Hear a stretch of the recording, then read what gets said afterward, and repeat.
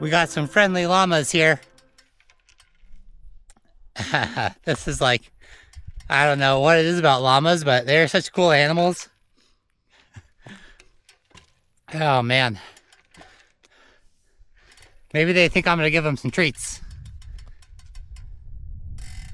Gotta keep going. I've got a longer planned ride for today, which requires a mixture of some dirt, road, and bike paths. I figured since I have the day off from the restaurant, I might as well get out here for a bit longer. I mean, every day is kind of long. It's like always 2 hours, it seems, and around 30-40 miles. I should keep better track of how much I ride each week. I guess I really just don't even focus on that nor care so much. It's just about something every day, keeping it as low stress as possible. The only thing that I really force myself to do every day is 30 push-ups, 200 bicycle kicks for abs, and 20 minutes of stretching. It's funny that stretching is more important to me than riding the bike, because it allows everything in life to be way, way, way better.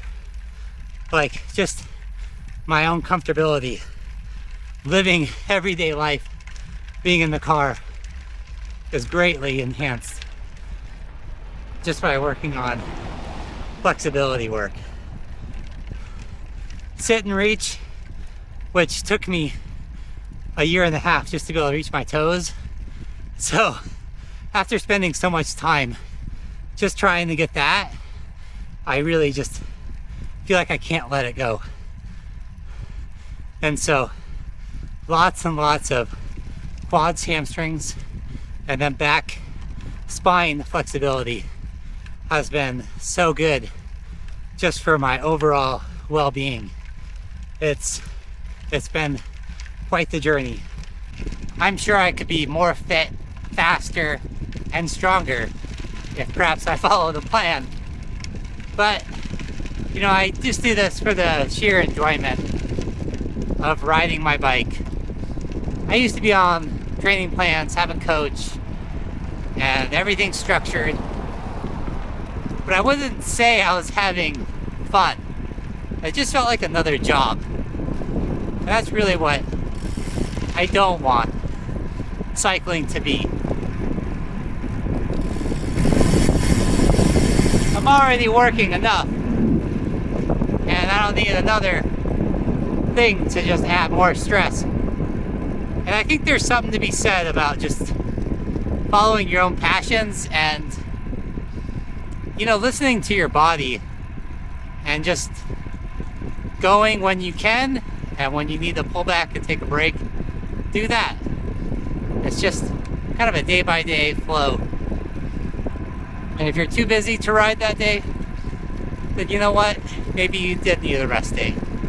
So you just save those rest days till for the days you can't really do anything.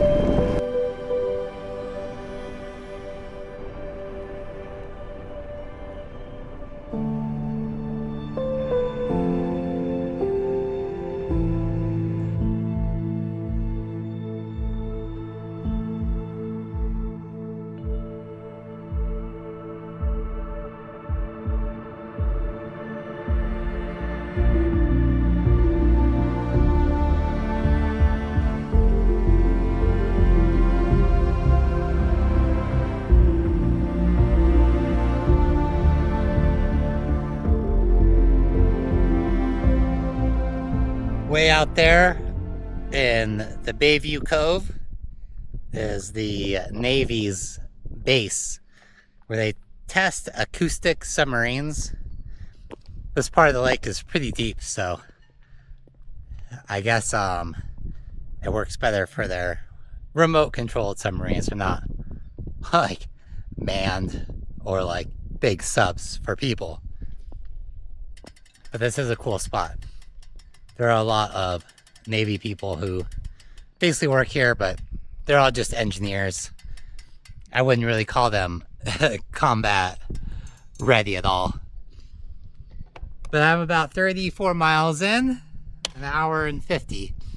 I think I'm just gonna make this an out and back. I haven't decided if I want to do a loop.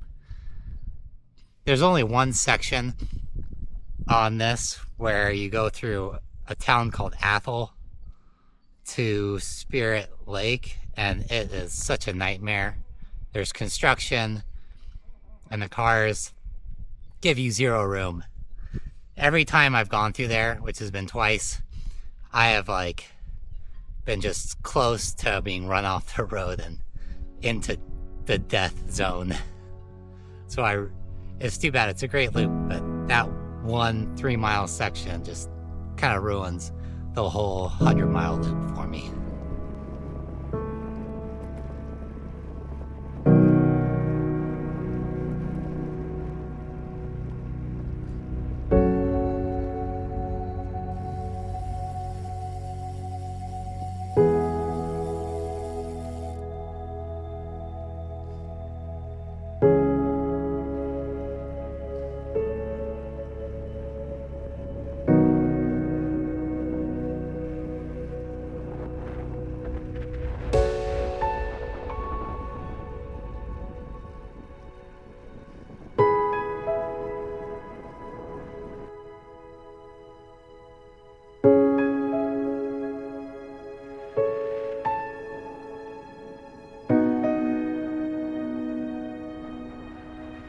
About 45 miles in.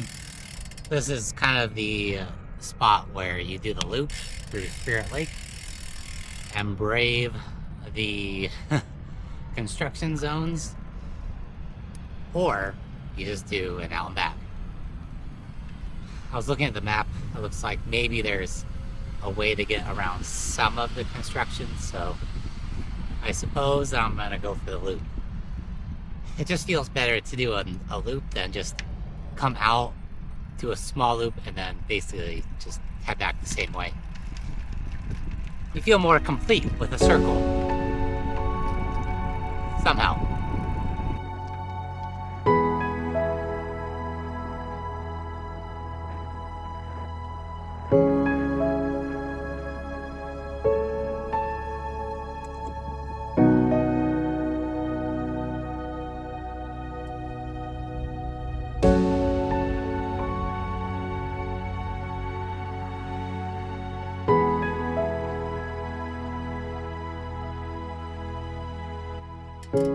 When I was coming up, I thought, oh cool, someone has a camel statue.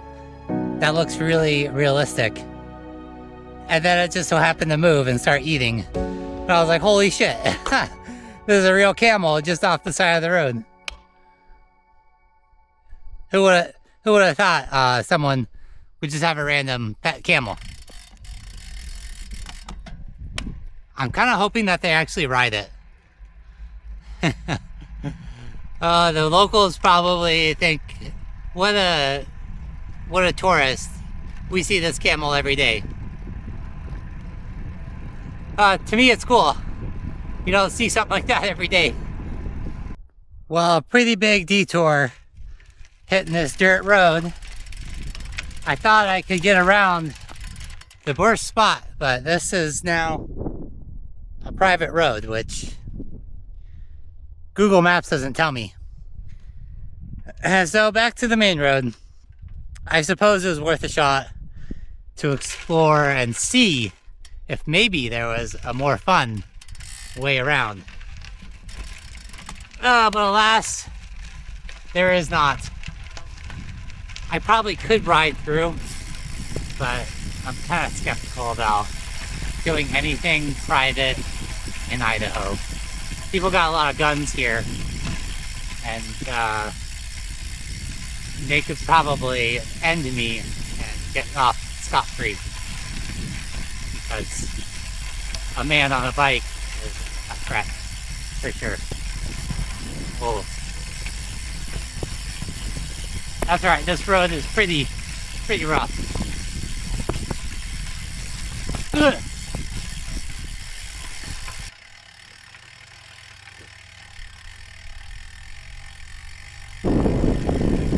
Oh, well, I guess this isn't too bad. The new lane is open over there, and it said do not enter for this lane, but I don't care. I'm using it. If it keeps me a little safer on these roads, with basically there's zero shoulder over there, so I don't care. This is awesome. I got both lanes. All to me. Sadly, that did not last too long. Oh man. Now back to the real challenge.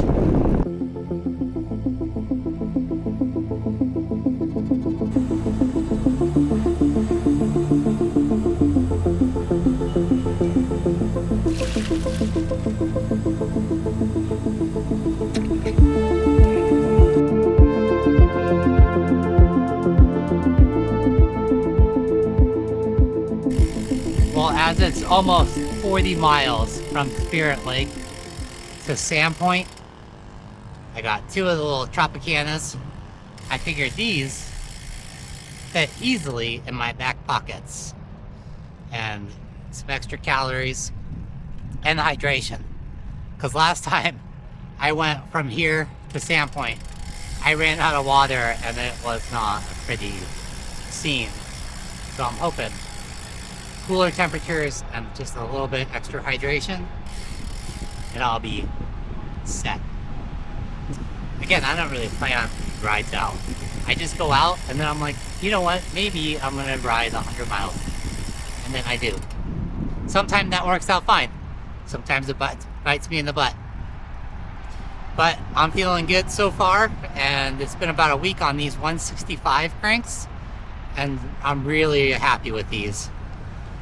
Someone told me, they're like, well, just wait, and then the fad for longer cranks will come in.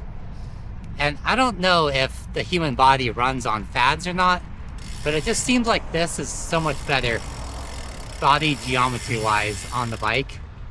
Just short cranks, I don't know. It doesn't seem to have any negatives right now. Just pluses, at least for me.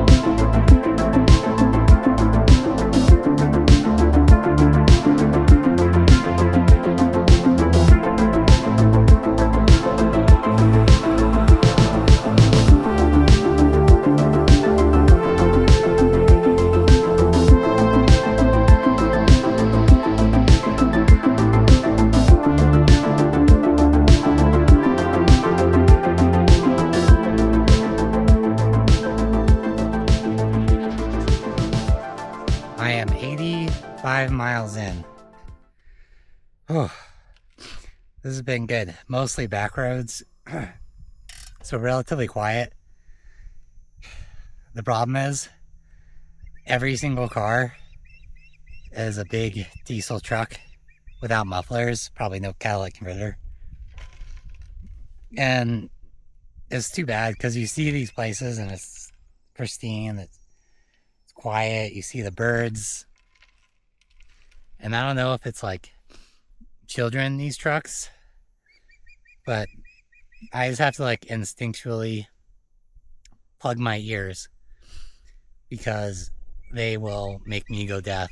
They slow way down and then they hit the gas pedal to the floor to pass me. And it's just the most obnoxious shit that I've really ever experienced. It really makes me hate this whole place. I'd say 50% of the people are really nice and great. And the other 50% are basically all rednecks, probably racist pieces of shit. And they just see cyclists and, I don't know, people trying to be fit, probably running too, and they just want to make their lives miserable, probably like theirs. The problem is also, they probably all go to like the same church and say, praise God and Jesus. And so you can't really tell who has the hatred in their hearts and who is like courteous to other human beings. But I would say every single person out here, if I see a truck, I just pull over and plug my ears, because more likely than not, they are just gonna smoke me out and then just fucking try to make me go deaf from their engine noise, from a lack of any kind of muffler exhaust system.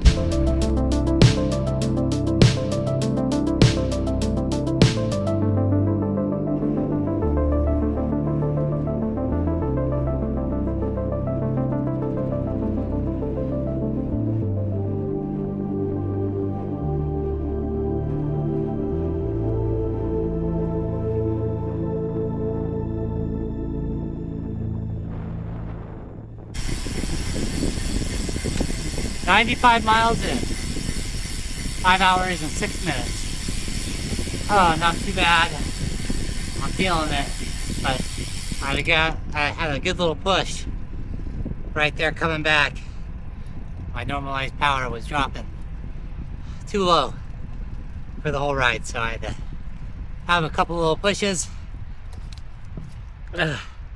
bring it back up to a respectable level at 217, which I'm not really sure if that's really good or bad, but I think for me, over 95 miles so far, that's pretty good. Just gotta do the long bridge, and then through town, and up the big hill. No problem.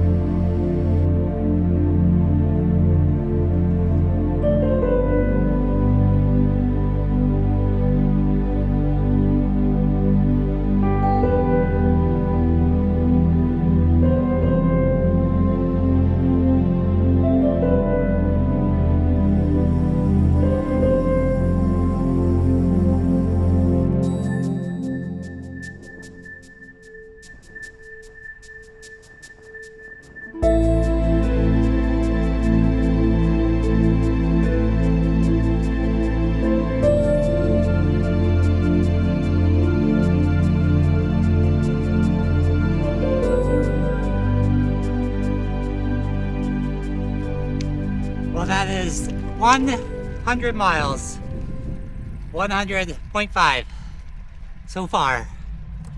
Oops, shift down. I need easy gearing. Come on.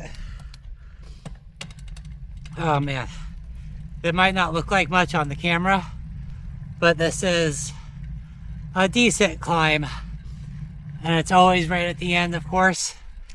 Oh, but it just makes you stronger, I suppose.